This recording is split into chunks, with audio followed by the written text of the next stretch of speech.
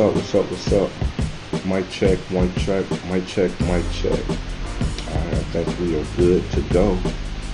Welcome to another episode of Do It in the Dark, podcast on introspection and accountability.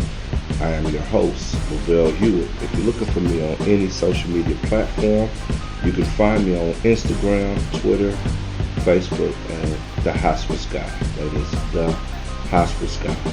Also, my other coaching page for consulting and business coaching. You can find me on podcast_do it. Podcast_do it. Alright, so listen, we got welcome to episode 9. Episode 9 of Do It in the Dark. I'm excited to be here today.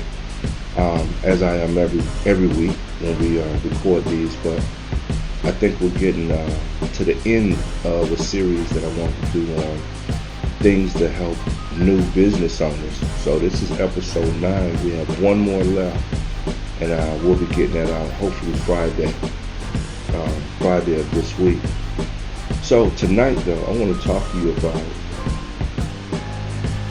the art of procrastination. Right? I said this quote earlier, and I want to say it to you guys, and then we're going to get into the title and what we're talking about for the night. But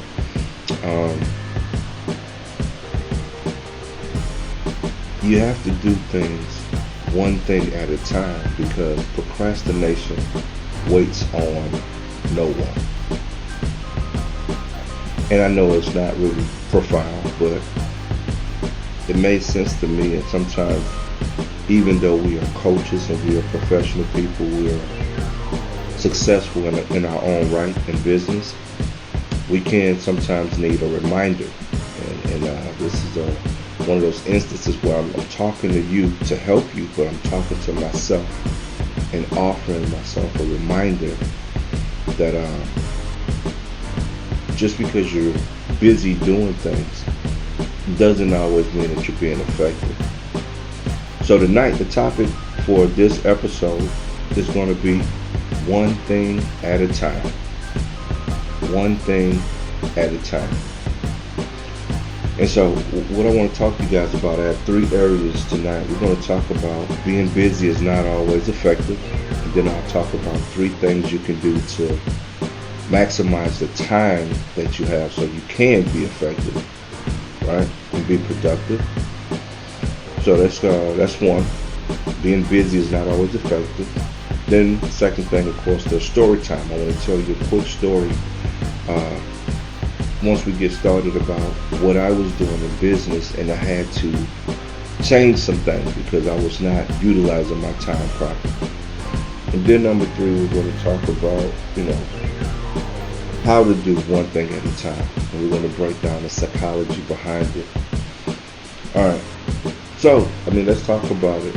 One thing at a time, and I said procrastination waits on no man. So let's talk about what that means. I think sometimes we try to trick ourselves in being busy, because as long as we're busy, we can't say that we're not doing anything. One of the hardest things for a new business owner is finding the right things to busy yourself with. So I'll give you an example with me. One of the things in business I struggled with, and I just still struggle to this day, just being honest with you, is going through emails. Emails are a pivotal point of being an effective leader and business owner, and it is good housekeeping to go through your emails. So I would set aside a block of time, right, to open up my emails, check them, respond to them, follow up on them. But there are much easier things I would rather be doing. So one thing for me is, instead of doing emails, I wouldn't mind cleaning my truck out. And I know you're like, what the hell? Like, yeah. I would much rather spend that 2-hour block of time cleaning and detailing my truck than actually going through these emails and making sure that my business is run effectively, my company is run smoothly. So what am I saying? What am I telling you today? I create something where that is procrastination work, right? The real task I need to do is to go through each one of these emails. But because I don't want to do it, I put it off. So I procrastinate that and I find something else to keep me busy. And that's what we're talking about today. Just because you're busy doing something doesn't mean that you are hard working and being effective, especially for a new business, a new venture. So we're going to break this down. Let's talk about one thing at a time. So being busy is not always effective. We just said that several times because I want you to get that point. And I want to talk about what are some things. There are 3 things I think you can do to better manage your time and your productivity. So, busy people work hard. Let me say it again. Busy people work hard. However, productive people work hard and smart. And there's a difference between efficiency and effectiveness, right? Those 2 things, those are what you're achieving when you're busy, and you should be being productive. So efficiency is what? Doing the tiny steps of a larger task quickly. That is efficiency.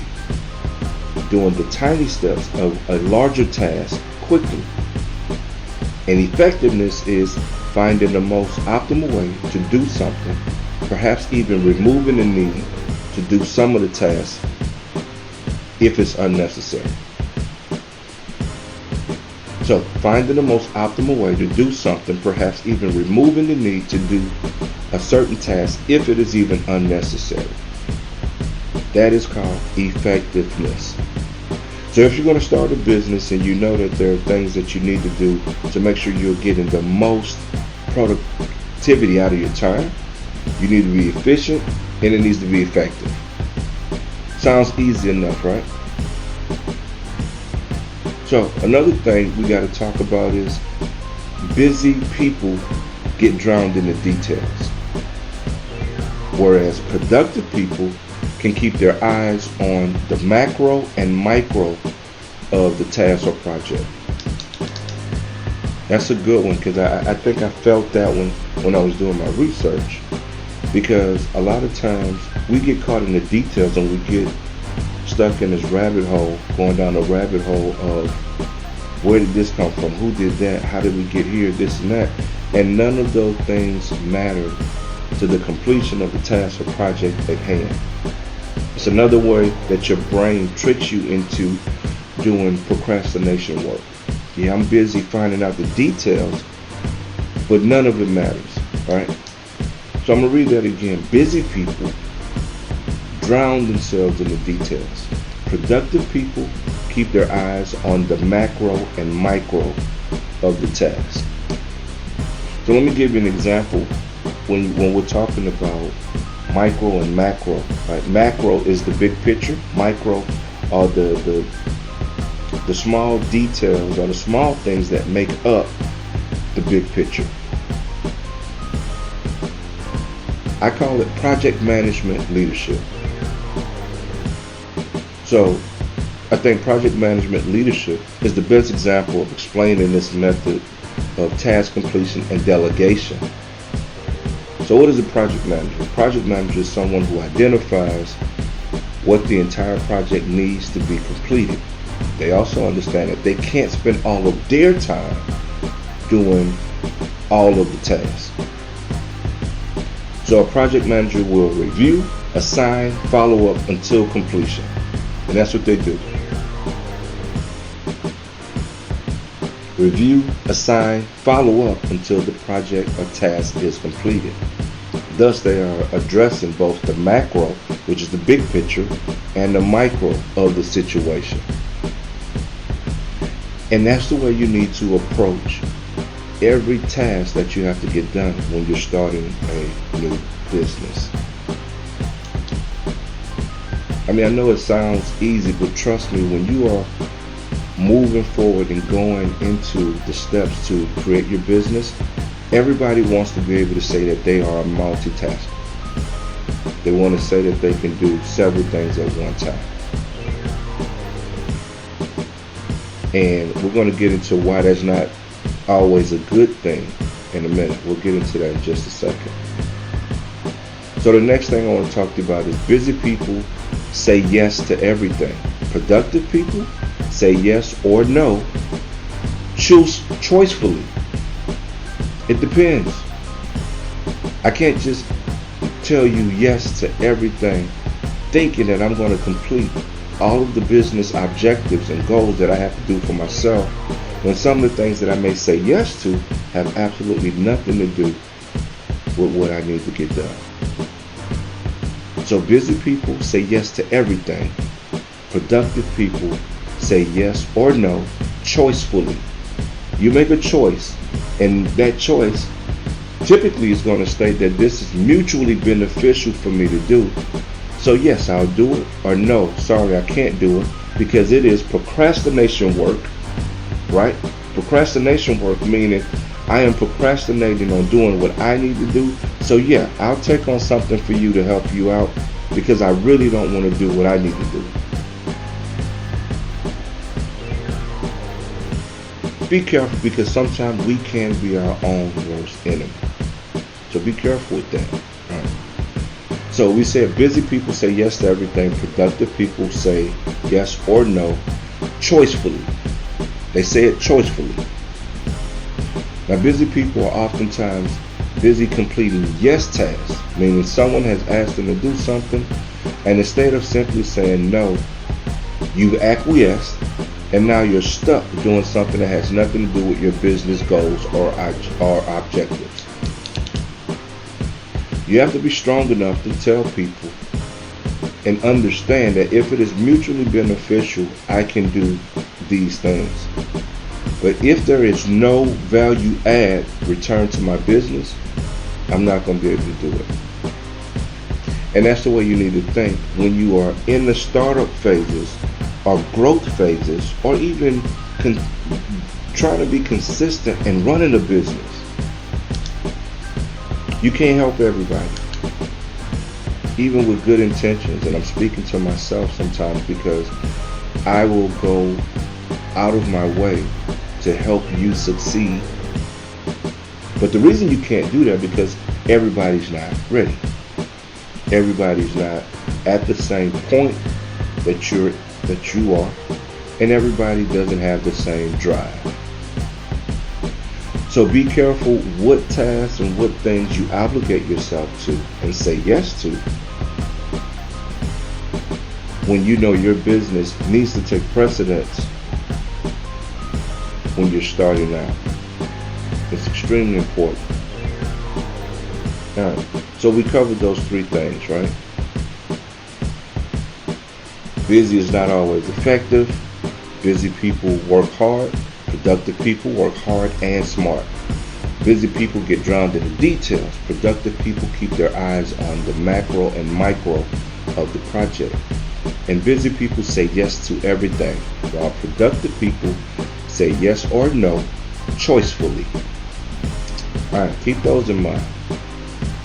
Now we've reached the part in our episode today where it is story time. Story time. So let me tell you, there was a point in my life where I had 4 streams of income. 4 streams of income, right? And I read somewhere that the average millionaire has between 4 and 6 streams of income. Now that sounds good, but what the article talked about that I didn't practice is I had 4 streams of income that required me to do something in order for those 4 streams to exist. What the article was talking about Most millionaires have between 4 to 6 streams of income where even if they're not doing something, the money is still being generated. So that's a huge difference. That is a huge difference. And so let me explain to you with my situation, how it looked and why it became busy work and I was not productive even though there were 4 streams of income. So I had 4 streams of income, but I decided that, I had to decide which thing was going to be the least impactful so I could let it go because I was not being productive. So I'm going to run down the 4 streams of income. It was a hospice company, the first company I started. We had just got started, so we were making money, but we were not at the point where we could kind of quit our jobs, which is a problem in itself. And we talked about that in past episodes where you want to hold on to all of the income and all of the opportunities, not opportunities, but you don't want to let go of this safety net, right? Because you are afraid to let go of your primary job to pursue a startup company. And every situation is different. I'm not saying everybody needs to do it, but in my situation, I couldn't be successful in my business I just started until I let go of my full-time job, and I'll explain why in the story. So, 4 streams of income. I just started my first hospice company. I'm also an adjunct instructor teaching psychology online, 2 different schools, right? And so each school may give you 1 or 2 classes. So I could potentially have 4 classes online that I'm teaching, 2 for each school. And I'm consulting for other startup hospice companies. There were 2 people in particular I was working with around the same time. So it's all generating income. And then lastly, I was a hospice marketer for a large hospice company, had a secure paycheck. I didn't want to leave that job. So you're asking, I don't see what the problem is. Here's where the problem comes in. Because I was spread so thin, I always stayed busy. But my teaching jobs, both of them, started to suffer. I was not responding to students on time. And then when I did respond, sometimes I would respond in a cadence of, almost similar to like copy paste. I would tell everybody pretty much the same thing. And that's not being an effective instructor, especially if you want your students to learn and receive good, constructive feedback. You got to read through their paperwork, read through their posts, and respond intelligently and inquisitively so they know you read it, and 2, that you care. And I was not doing that. And that's why we're talking. This is Do It in the Dark, a podcast on introspection and accountability.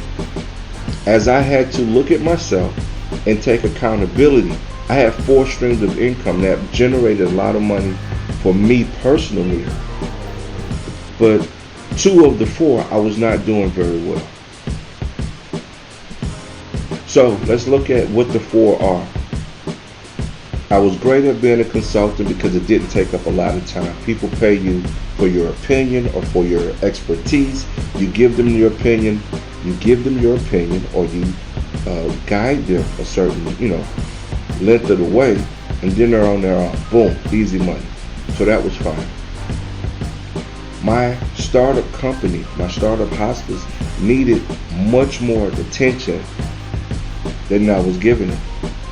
So we were not generating a lot of money because I wasn't able to get the patients. If I would get a patient, I would have to bring that patient where?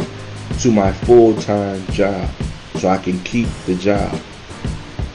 Not only was it a conflict of my personal business interests, it was a conflict of what is right for my future. So once I started to focus more on building my company, my brand, we started to do that. But what started the lack was my full-time job. I'm not bringing in as many patients. I'm not meeting my sales quota as a hospice marketer. So now, even though I have a great relationship with them, I have to leave the company because I'm not benefiting them. I'm being paid, but I'm not really doing a good job. I'm focused on growing my company. I'm teaching at these different schools, so even though it felt good to say I'm a college instructor for these two great online programs, I was not an effective instructor for the students. So I had to let it go. My decision to let that go and to focus on hospice is one that I feel really, really great about as I look back over my life over the past 8 to 9 years, being a consultant and still running a hospice company. Now I'm on my second hospice company and I sold my first one. We have to make sure that we are always checking in with ourselves so we can hold ourselves accountable and not get caught up in what feels good and what sounds good on paper. 4 streams of income, well over 6 figures, and you're making great money, but you're not really doing a good job in 4 areas. Look at yourself in the mirror, hold yourself accountable and say, that's not the type of person I am, and that's not the type of work I want to put out to represent who I am. So the last thing I want to talk about tonight is, okay, so we've talked about what it looks like to be busy but not productive. I've given you some insight on my personal experience as a business owner and where I failed at. And now I want to talk about, so how do we do one thing at a time? The important part of doing one thing at a time is really, really simple. It goes back to the psychology of who you are. Knowing who you are, you have to understand it is time to calm down your brain. Being able to not live in the realm of being a multitasker is all reserved in the aspects of being able to calm down your brain. I think I'm doing a good job. I don't know if y'all can hear the background, but my dog Leo, bless his heart, he will not let me record without him being in the room. So as soon as he gets in here, as soon as I start recording, he falls asleep. So you may hear him snoring in the background. If you do, just enjoy the slight cadence of Leo snoring. Okay? But that's my buddy. I couldn't leave him out. But yes, as we prepare ourselves to do one thing at a time and do it effectively and productively, you have to calm down your brain. I'm going to give you 2 examples why it's important. If you think about using your computer, if you have several applications running on your computer at one time, what happens? Your computer starts to run sluggish. It doesn't perform all of the tasks properly as it should. So even though they can sell us on this computer as a multitasking computer, it can do 7 things at one time, just know that even a computer with 7 tabs or applications open does not function at its best productive, effective, and efficient mode when it is operating in multitasking mode. Okay? Even a computer. So what I'm saying is, Lavelle, what are you saying? What I'm telling you is you have to shut down some of those applications and do them one at a time to get premium peak performance from your computer. So that is the same thing you need to do with your brain. Being a multitasker is good when you are starting the company and you have to wear multiple hats.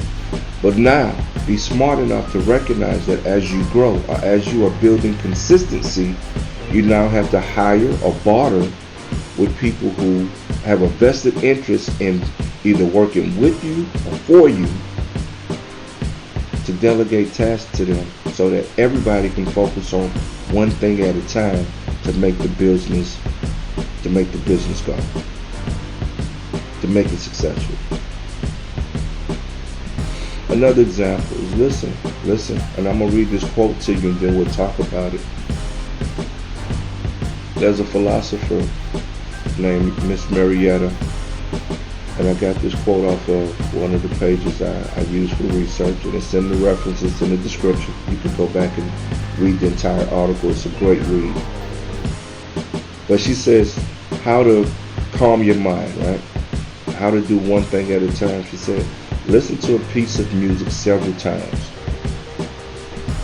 Take note of what you missed. Note the specific place where you were, where your mind started to wander. Listen to the music again as a whole piece. After several times of zeroing in on specific parts, carve out a time to be still every day. Just sit. Take a lazy walk. Sit. Don't expect immediate results, but trust that your stillness will seep more and more into your mind and into the busyness. It will steady and calm you. End quote.